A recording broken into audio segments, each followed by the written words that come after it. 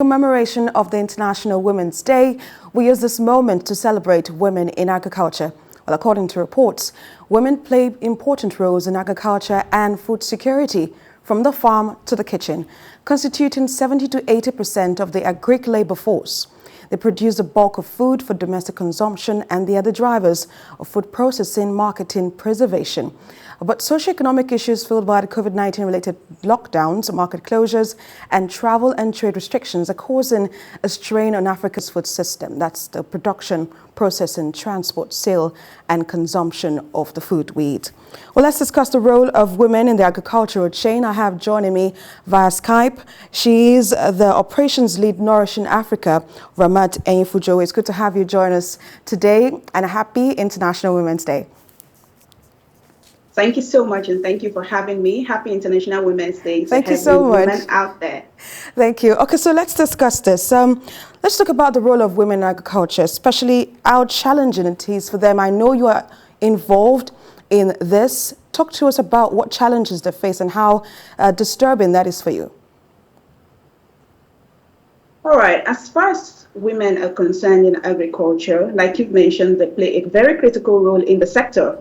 But, you know, the challenges are actually out there. And we'll take the case of Nigeria, for example, where we have only 24% of women involved in the research fields, and of which only 14% of them hold managerial positions.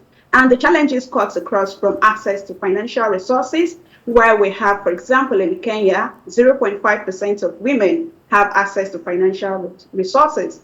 Only 1% of women in Nigeria own lands, that they have access to land. Only 26% of them are in the labor force, while they produce 80% of the food that is processed across the country. Also, when it comes to extension services, we've seen that extension services do not reach women as much as it reaches men rather. And that's probably because of the cultural differences, environmental constraints. And we have just about 28% of women having access to agricultural extension services. And this is just a few of the challenges that I can mention for now. Of course, that is a bit disturbing for me, especially now that we have the COVID-19 pandemic, of course, which ravaged the world last year. Although we've seen a decrease in number of cases, we've seen market closures last year, we've seen trade and travel restrictions last year. How has that really, those dynamics, how has it disrupted the trade? Yeah, thank you. And as Nourishing Africa, we are a digital knowledge and membership platform, and we have quite a number of women on the platform. So experiences shared by these women have shown that the restrictions, the lockdown, and the market restrictions have really hindered their trade, in the sense that before, even leveraging technology has been a problem because they do not have access to this technology. But now that the world has gone global and we realize the importance of digital technology, but because of this market restrictions, they are really unable to, leverage these technologies to grow their businesses. They are struggling to access finances to actually scale their businesses at this point because of the market closures. Access to finance, access to, markets has really hindered their businesses going forward. And we see many of them closing down. About 50% of the businesses on the Nourishing Africa has closed down, and they are struggling to reach various resources that are really scarce even before the COVID-19 period. And now it's really accelerated in terms of just getting access to these resources and being able to, get their businesses moving. We've seen that the government has made some steps to cushion the effects of the COVID-19 pandemic on businesses, especially in agriculture. But how successful would you say the Women in Agriculture program is at this time? So when it comes to the efforts of government, over the years, we've seen quite some traction in that area. But I would say that these efforts are not really, on such a broad scale that we're seeing very significant differences. And that's where private-public sector partnerships are really important, because the government cannot do them alone. and we need the efforts of all stakeholders in the landscape. And we have many multi-sector initiatives ongoing at the moment that are really focused on the women. And the private sector also needs to, step up in the efforts to support women in the landscape. For example, the private extension agent would really play a role in terms of reaching women in the marginalized communities where we have the government unable to reach these women. And when we have multi-sector initiatives ongoing, they're able to understand the landscape where these women interact and engage in their business activities. But in terms of impact right now, we're seeing that going slowly, but when we have various stakeholders coming together to bring up initiatives that support women, tailored to the women's condition, and understands the challenges that these women particularly face across various value chain activities, then we are able to, provide tailored services, tailored initiatives, tailored solutions that would help these women emerge from the challenges that they encounter. We hope they will be able to emerge from these challenges. But one final question before I let you go. We've seen women break barriers just in recent times in so many sectors. How do you see women facing or surmounting these challenges that beset this sector?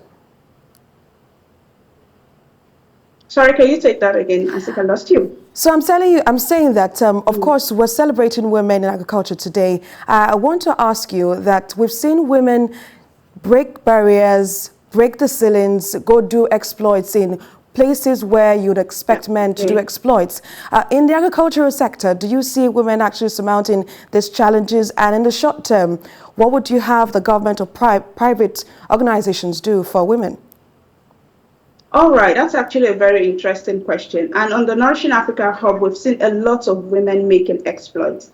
We have the case of, Sharon Songulaye, who is the founder and owner of Baby Grubs, who is doing wonderful things as an SME in the landscape. Even last year, she won the award for the Sun Business Network Award, reeling in funding for a business. We have the likes of Affion Williams, who is the founder of Real Fruits, that is across supermarkets across the nation. And we have the likes of Lydia Winelli in the sector. So we have women actually rising to take the mantle of leadership across the agricultural sector. And Nourishing Africa itself is a women-led organization. And we're beginning to see lots of women making exploits in the space across the value chain, from production to processing to marketing, and even food businesses across Nigeria and beyond. And when it comes to what the private sector, the public sector can do, we really think it's important that at this stage, we have an increased effort in terms of the access to innovation and technology for women, because we believe that this would enable women to leverage new opportunities in the landscape and increase their use and impact of this technology. So we take the case of post-harvest activities, for example, because women play a critical role in this sector, up to 80%. So when we have women have more access to innovation and technology, it helps them to reduce food loss and food waste. And when they're adequately informed, they're able to access funding, access data, access post-harvest management practices that enable them to scale up their businesses, reduce post-harvest losses, and astronomically increase their own profitability and the agricultural sector and economy as a whole. So access to innovation and technology is definitely one thing. Another thing I'll quickly touch on is access to land and access to agricultural assets that would really enable women to invest in these resources, thereby generating increased output and income. And we've seen that, for example, for every R1 that was shown in the case of South Africa, an equal impact is achieved for a woman for R1, which is equal to that impact that a man achieves for 11 Rand in South Africa. And lastly, we can potentially have an additional gain of $9.3 billion, which is equivalent to 2.3% of annual GDP per year, if women are given equal access to opportunities and resources in the landscape. Operations Lead Nourishing Africa, Ramat Enyifujo, thank you so much for sharing your thoughts on TVC Breakfast, and happy International Women's Day. Thank you so much for having me. Have a great day.